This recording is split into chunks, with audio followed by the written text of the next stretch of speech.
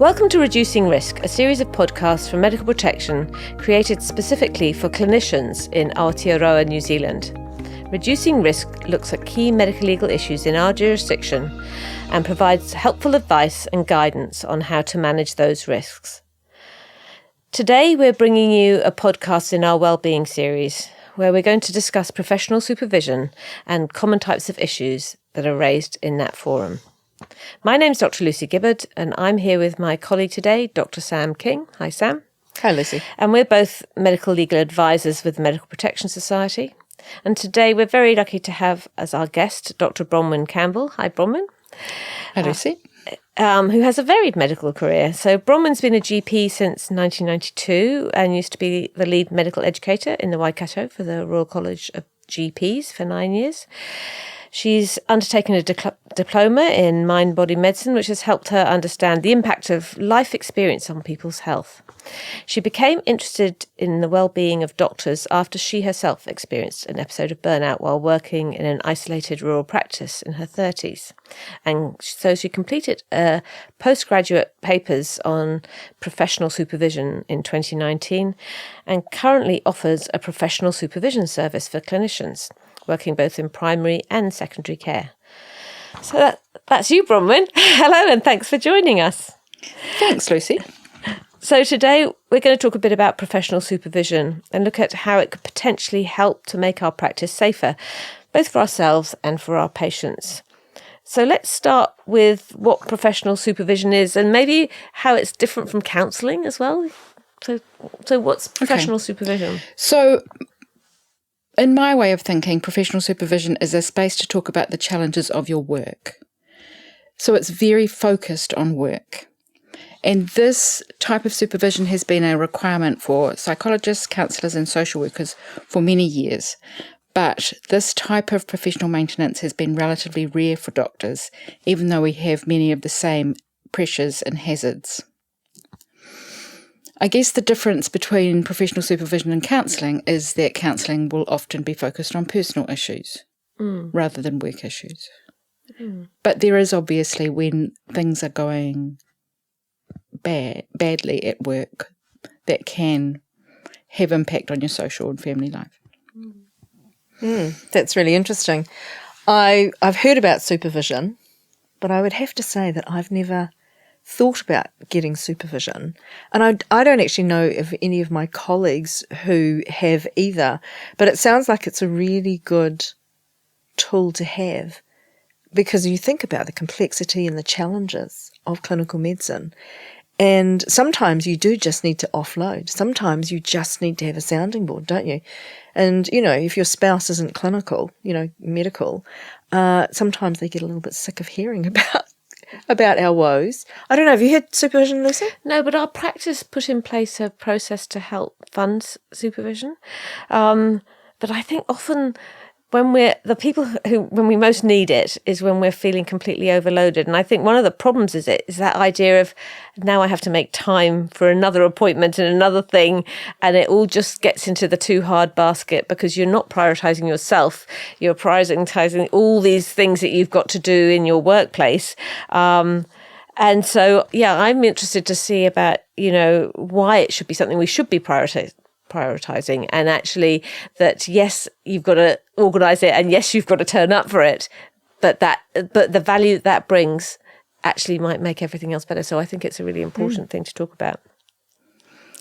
Thanks. I think it might be good to start with perhaps what it is not. So it's not instruction, it's not oversight, it's not evaluation, it's not management. It's most definitely not a hierarchical interaction where there's a practitioner who lacks skills or is in need of remediation undergoing an education process. Yeah, that's interesting, isn't it? Because the word supervision, as in a medical context, often means a senior doctor supervising a junior doctor or a senior nurse supervising a junior nurse. So it does have that connotation a bit of hierarchy and of giving advice and training almost. But it's interesting that, actually it's not that. No, and I think it would be good to have a better term to describe what we're doing, but we haven't come up with one. But what we're doing is, I think, a collegial interaction that is both supportive and restorative. Supervision is where you get to talk about the hard stuff with a practitioner who is qualified in facilitating a structured analysis of what's happening at work for you. It's interesting, Lucy, as you talk about, we often think of supervision as this you're in trouble kind of thing that we do. Because to be fair, sometimes when clinicians go through a disciplinary process of some description, they are required to undergo supervision. And I guess, that can be the connotation. But I just think, sometimes, like, for example, in my peer group, and we can talk about challenges, we can talk about difficult clinical situations, but sometimes it's not necessarily easy saying, I'm just not coping. What should I do about this? Or how, what am I? I think there's still a barrier for many of us to put your hand up and say, I'm not coping. Absolutely. And it sounds like you've got a great peer group, but unfortunately many people don't have a good peer group where they can actually even talk about, reasonably straightforward problems. I often think there's some shame and some embarrassment that why would I talk to my peer group? It's my problem. It's my time management problem. If only I was better at doing X, Y, and Z, so I'm not, and that who can help? You often feel hopeless in that, don't you? That you think no one's going to help me. Why would, you don't see the value in it because you don't know what it does. And you assume before you started that it's not going to work. So and that you need to be able to deal with it yourself, because I think a lot of doctors are like that anyway. But it sounds like it's more a process where you're facilitating a person to deal with their work issues and find a solution themselves. That sounds what you're saying. Is that right? I feel like my job is to ask good questions, which help the clinician to explore how they're dealing with the problem and perhaps what thought process they're having about what's going on. So when doctors come to you, what are the common things that they come to see you about? Overwhelmingly, the main concern of most doctors who come to professional supervision is their interaction with their colleagues. That's really interesting. It is, and it's possibly not what I expected. There are some other reasons, of course. Some people want to talk about really difficult patients, especially when perhaps the communication doesn't seem to be going well, or they have concerns about boundary issues. Yeah, and I think some challenging patients can completely overwhelm some clinicians.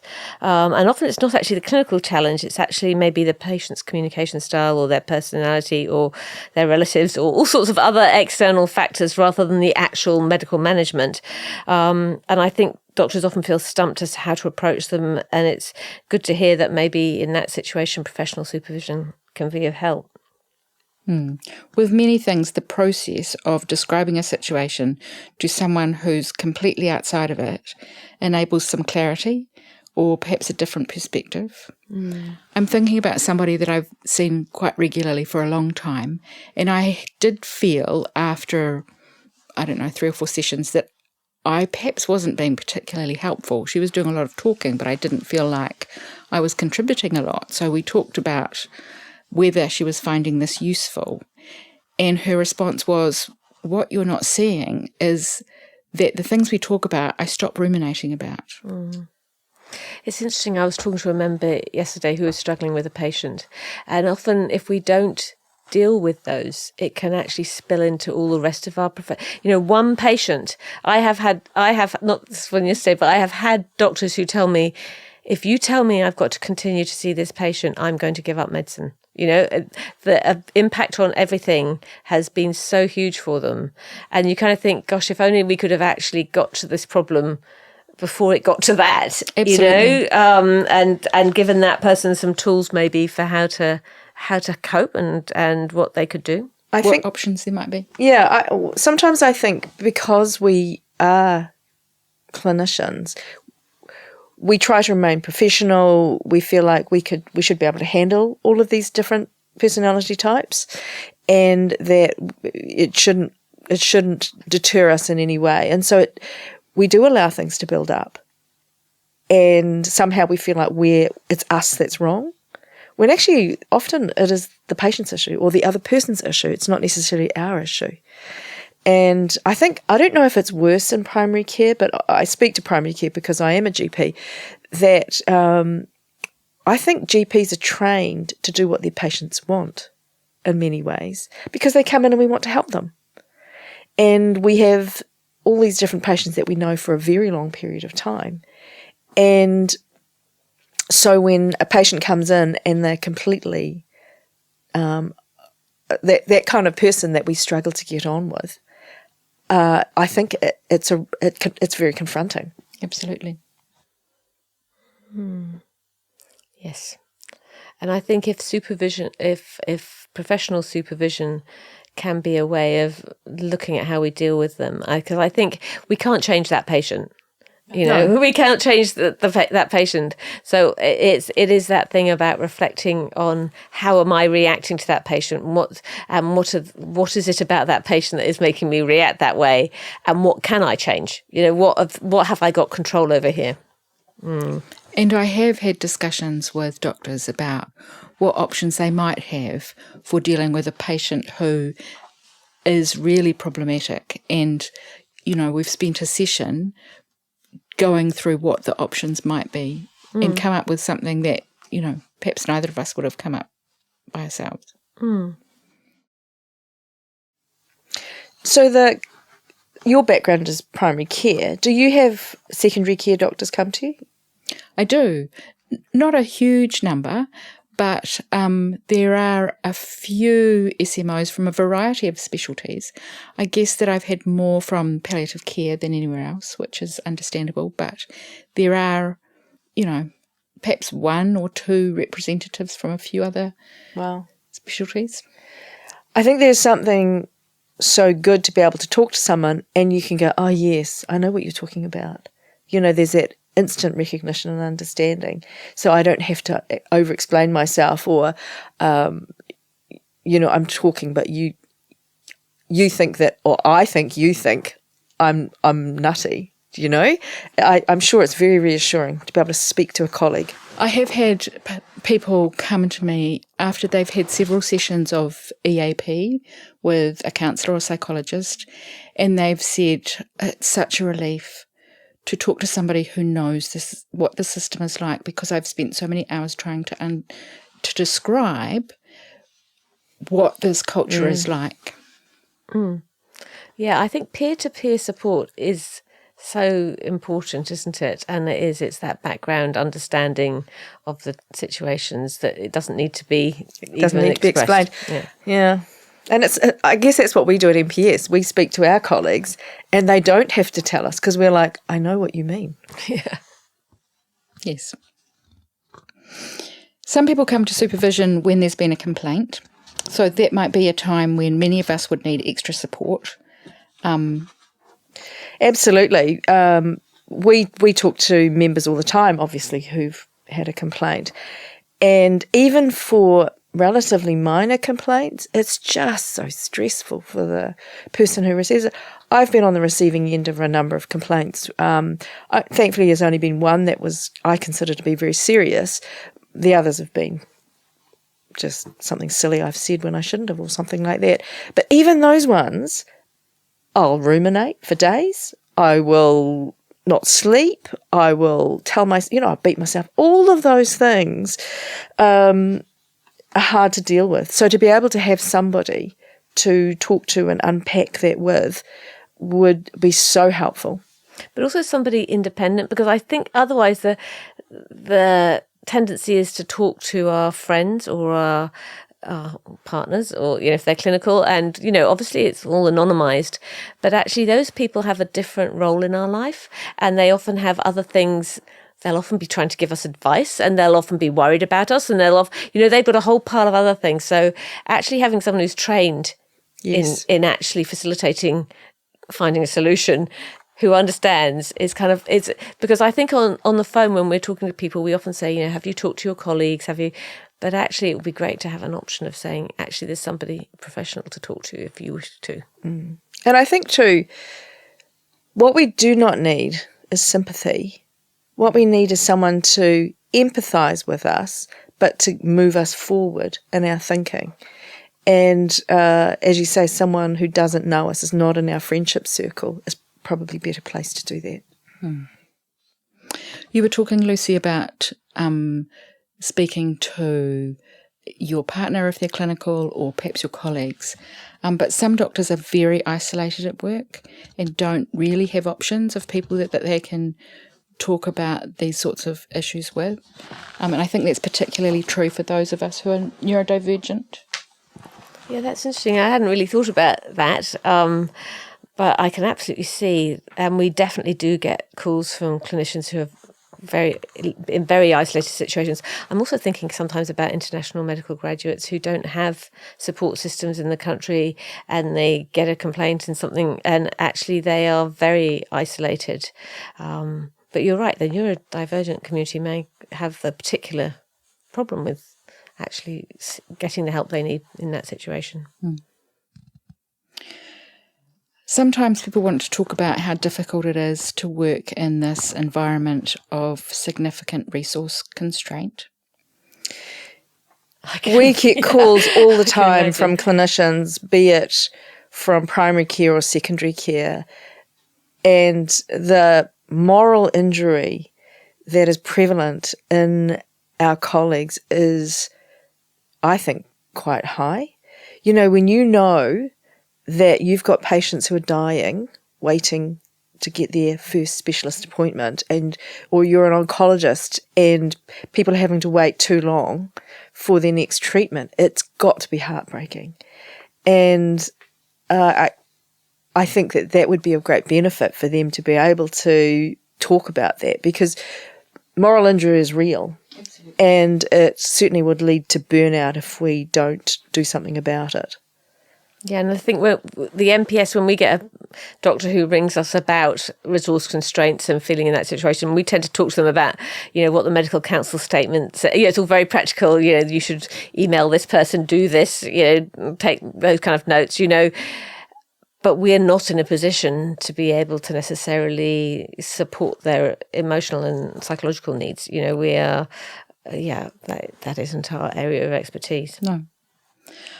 In these sorts of situations, I sometimes end up talking about the circles of control, which we might come back to later. But, what can we influence and what do we actually need to let go of, because we have no ability to influence it at all. And that it's very disempowering, isn't it? And it's also a real conundrum for clinicians in that situation where they feel there's not enough resource, so the job can't be done properly.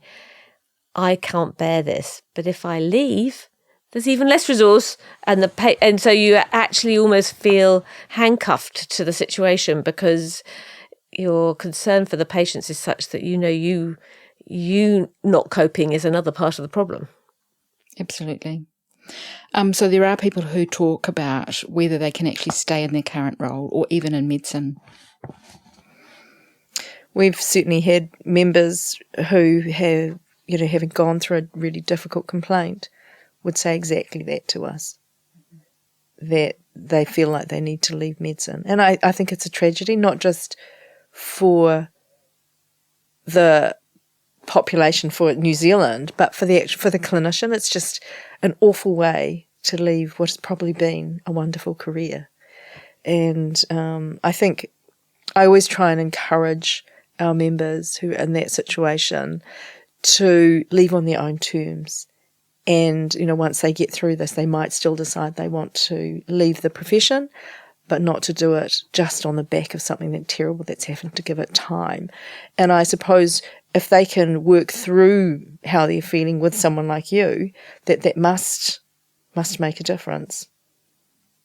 Hopefully. I think that thoughts about leaving medicine are something that doctors really struggle with, and many of them feel very guilty because they're very aware that by leaving it's worse for those who stay.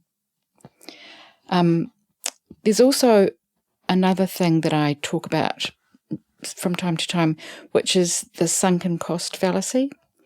It's described in a book called The Art of Thinking Clearly, and basically when we've invested a great deal of time or money or energy or love into something, the investment that we've made becomes the reason to carry on, even if it doesn't seem like that's the right thing to do anymore. So sometimes there's good reasons to continue investing in something to get it finished, but continuing in order to justify a non-recoverable investment is not a good reason. And the author says that rational decision-making requires you to forget about the costs, and no matter how much you've invested, only your assessment of the future costs and benefits count. And for some doctors, the personal cost of continuing is too high. Yeah, that's a very hard place to be, though, isn't it? And you can imagine because you think of all those years of med school and then training, maybe decades Absolutely. of your life, all focused on achieving this goal of being a specialist or being a specialist GP or whatever you're being, and then actually discovering that actually it's not good for you and it's not the right thing to be doing. I think too that, there are some jobs outside of medicine where you leave that, you go to another thing. Oh, and there's another thing. But when you leave medicine, I think it's quite hard to know where you go to from here. Absolutely. What skills are actually transferable. And, if let's just say you've got children, you've got a mortgage, you've got financial commitments, it's not easy to go find something else where you're going to get the same level of income. And those things, whilst we don't want to think that money stops us from doing stuff, that's the practical reality of life. Okay, so, we've talked about clinicians who may want to leave, and that's the reason for coming for professional supervision. But right at the beginning, you actually told us that there was another reason why most doctors came. Yes. Mainly what doctors want to talk about in their professional supervision is other doctors and managers and relationships within teams and departments. Sadly, many of us are hard to work with. That's so interesting. And it's actually so obvious when you think about it. I can imagine that all those other issues are often just the straw that breaks the camel's back. But having a functional team to work within is probably quite a protective factor. So it's the doctors who don't have those good collegial relationships that end up at your door. But I'm still surprised that that's the main reason people come to professional supervision. I'd always assumed it would have been, an issue with patients or clinical issues. But yeah, no. So how do you actually help doctors approach team dysfunction or conflict with a colleague? I know you did a podcast a little while back on tackling toxic workplaces and dealing with difficult colleagues. And there's some really good advice in there. But there's a few things that I've been thinking about in this regard recently. It seems to me that it's really hard for many of us to extend the same care and empathy that we have for our patients to our colleagues. And I guess there's good reasons for this. If someone on the team is not doing their share, that may well mean extra demands for us. And most of us feel like we're working at capacity now. I'm also wondering sometimes if we have expectations of being supported by our team rather than being their support. And if we're not feeling supported, that's extremely disappointing. Definitely. The whole thing about team is that we're in it together and we help each other. But if you're the one pouring out, you just become depleted, don't you? The other thing that's been really front of mind for me lately has been feedback. I think that many of us could give and receive feedback in a way that is more connecting in its intention, rather than being an attempt to control. I used to think I knew a bit about feedback and how to give it. I used to teach it to registrars, and we're all familiar with the sandwich model. Yeah, I think that good news sandwich is pretty universally taught. It's that, give some good feedback and then comment on an aspect that you think needs to be addressed and then finish with something positive. But actually, I have to say, I still thought that was what we were supposed to be doing. So I'll be interested to hear if there's another approach. Well, I moved away from that a little bit in recent years to focus on being very, very specific and being kind. I think this is good, but I now think it's not quite enough, and I do think we need to hold on to part of the sandwich model. Sorry, can I just ask you, when you're saying being really kind, can you just unpack that a little? Is it you talking about tone, how you say things, that kind of thing? That's part of it, but it's also perhaps approaching feedback with the intention of giving this person an opportunity to let you know how things are for them, and perhaps being understanding about their current situation and what might be impacting on what's happening and what you've observed.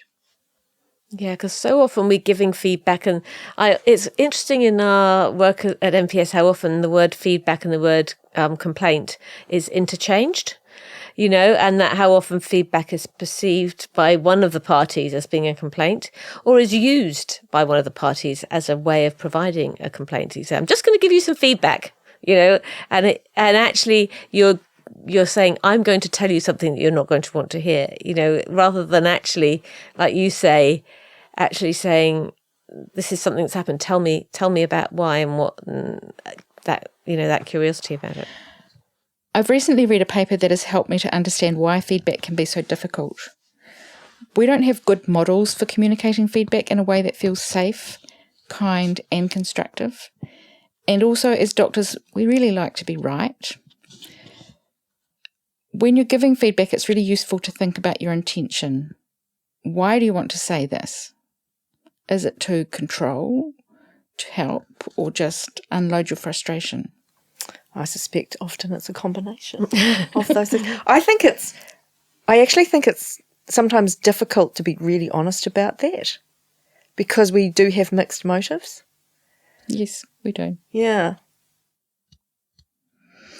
I think feedback lands best, though, when it's very specific and rooted in what you observed, with no assumptions about the other person's intentions. We need to focus on the behaviour that has been seen and try to keep it both factual and relational. You're describing your experience, not defining who they are.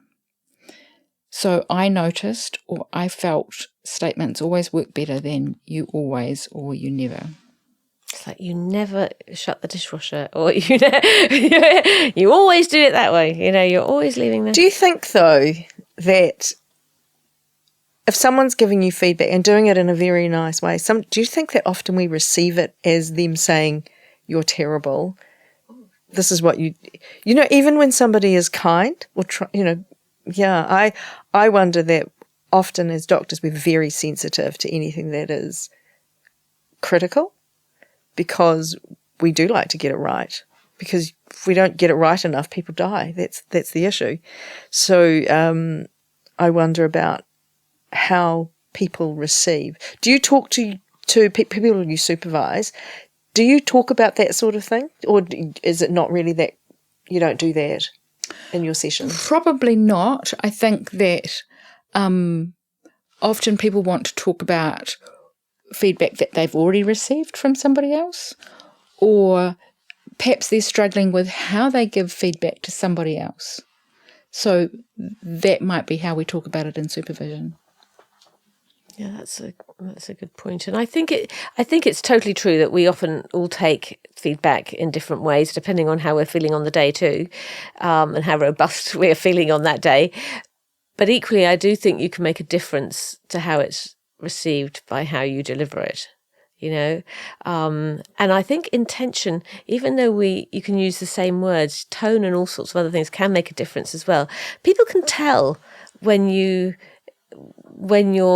motivation is positive, if they actually genuinely think, actually this person is trying to help me here, they're much more likely to react positively than if you feel like this person's just trying to out to get me and score points. Oh, for sure. So I guess the best person to give feedback is someone you've actually got a positive relationship with, isn't it? Because you're more likely to receive it in a positive frame. Yeah. Whereas if it's someone you feel you already think they don't like you, whether that's true or not, we look through different lenses, don't we? Absolutely. So how can you make what you want to say more digestible for them? Have you got any tips for that? I do think that balance does matter, and this means acknowledging what is working. And this is going back to the sandwich model. So, yes, I do think that people are more likely to take what you want to say on board if you are acknowledging that it's not all bad. Yeah, and that they are trying, and that you acknowledge that they're trying and that they're working hard. And nothing is really all bad or all good. But in some ways, then, when you're giving feedback, you've got to make sure you yourself are in a good, you're not unloading your frustrations, and that actually sometimes that means don't do it at the time because, yeah. Teams are hard, though. Working within teams over years, because personalities, you are going to come across people that you find it harder to get on with than others, aren't you? Oh, for sure. Doctors, we make decisions all day. We have to be sure about our decisions, and we present our views. So you tend to have quite strong personalities in the room, and that's generally going to be potential for tension. But it's interesting with that feedback sandwich thing is that, sometimes people can tell that you're doing it, especially if they've been taught how to do it. They can say, you're giving me you're doing the sandwich, aren't you? And if it and especially, if you're trying really hard to do it right. So, this is good, but you need to improve that. And that's, but overall it's fantastic. They know what you're doing, and it can feel a little bit contrived. Yes. I do think that authenticity matters. So you need to be prepared with what you have noticed that does work well, and say it because you mean it, not because you have to follow the sandwich model. I think it's also useful to try and be solution focused, not just dumping a negative comment with somebody. Yeah, following up with what can we do to help, or how do you think that could have gone better, or yeah.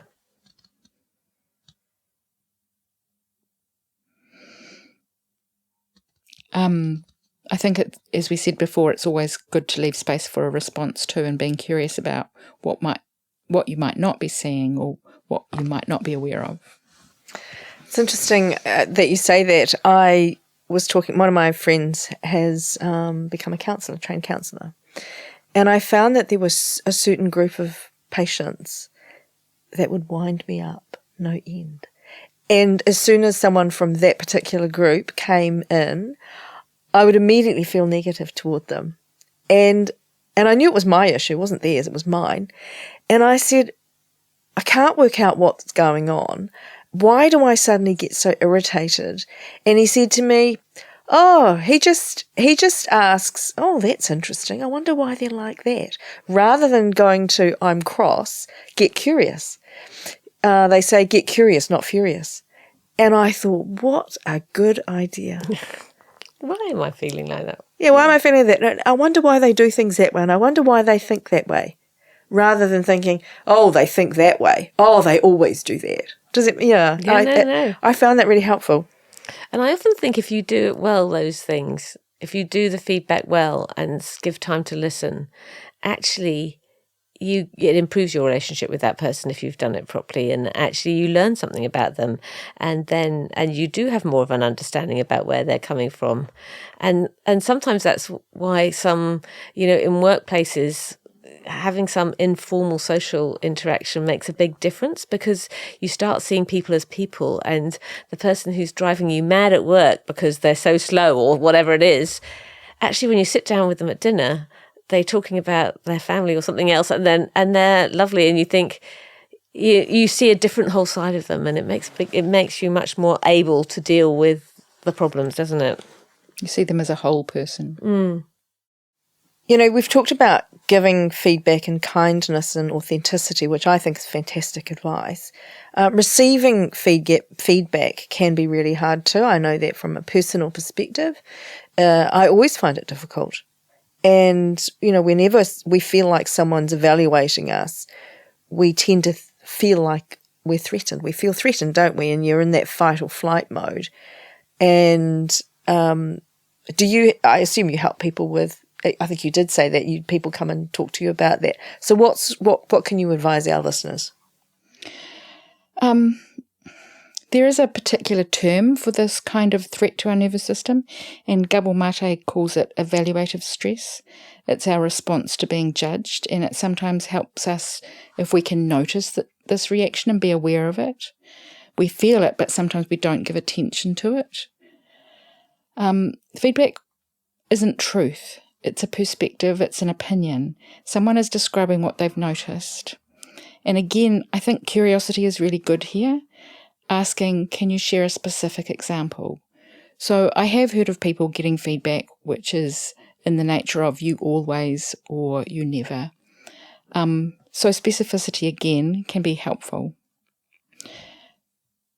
If your system is feeling overwhelmed, then asking for this conversation to be delayed, saying this is not the right time for me to be having this, but it's obviously important. Can we schedule a time? I think that's important if you're not in the right frame of mind to be having the conversation. And afterwards, you can ask yourself what part of the feedback feels true or helpful, what part stirred up emotion or defence, and what is that about? You might be responding more to things that have happened in the past than what is actually happening right now. Yeah, I think sometimes our colleagues may actually genuinely be trying to help us when they're giving us feedback, because look, goodness knows we do need feedback. It's how we learn. And by providing feedback, if we're feeling vulnerable or very defensive from the start, it can really cause a relationship to break down between us and the colleague that's giving us that feedback. If we think they're criticizing us and we don't feel safe, even if their intention was actually to help us. I think for all of us, if we're approaching something wrong or doing something that could be done better, we need to know that's happening, and we need our colleagues to be able to tell us. So if we react very defensively, our colleagues are going to find it harder to do, but also it can be very challenging. So it sounds like we've been talking more about colleague to colleague as in peers, but what happens when it's a supervisor? What happens if it's your boss who comes to talk to you, to give you feedback? Would you give them any additional advice or different advice? I think that it might be more difficult in that situation to ask for the conversation to be delayed. It might also be more difficult to ask for specifics, but I think that learning is always best if it's very specific. And I know I keep coming back to this, but I feel quite strongly about it. Yeah, I like that word clarify. Would you mind just clarifying for me? Because I'm a little confused. Would you mind just clarifying, what you mean by that? Or, can you just tell me when so that I can get that clear in my head? Because I think I don't know how common it is, but I suspect it does happen a reasonable amount where you always, you're terrible with talking to these types of people. Or I've heard people complaining about you about this sort of thing, and it's like, well, how can you respond if you can't tell me when it happened and who it was with and what the situation was? But I think for us when we're meeting with someone who's superior, you might be your boss. It's you can often feel powerless. But I think there are ways of being able to speak respectfully, but firmly, I suppose. Just empowering yourself to be able to ask the questions. And it's asking for help, isn't it? It's asking for help to understand. Yes, and I have to say it kind of almost leads into that situation with doctors complaining externally about other doctors. Doctors can be quite critical, or clinicians can be quite critical of each other. I've had 2 recent cases where doctors have ended up in front of the medical council by being complained about by other doctors about a single situation where assumptions have been made. They haven't gone to the doctor involved, they've just gone externally. And I kind of think, gosh, if we could teach skills for how we talk to each other, and also emphasize that if someone's talking to us, that's a good thing, that actually if someone comes to talk to me about it, it means they're not talking to somebody else about it. And so if we're the person getting feedback, we have to almost be grateful for it and say, I'm really glad you told me about that. You know, I'm really grateful that you felt able to come and talk to me about that. Because essentially it means they're not going to the medical council, which is a good thing. You wonder whether med school should be incorporating this communication skills in the training. It's the soft skills. You know, we can be the perfect clinical decision maker. We know all the anatomy perfectly inside and out. But if we can't communicate effectively and get on with our patients, get on with our colleagues, your life isn't going to be very happy. But I also think they teach communication with patients quite well now, I think. But I think it's the collegial thing.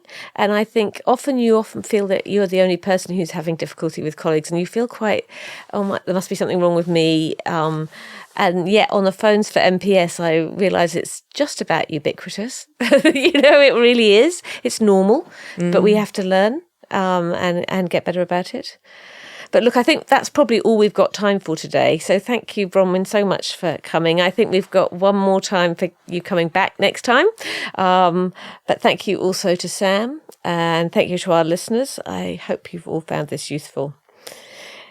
If you enjoy our podcast, please subscribe and like them. If you have any suggestions for other podcasts or helpful feedback, please email us at nzpodcasts@medicalprotection.org.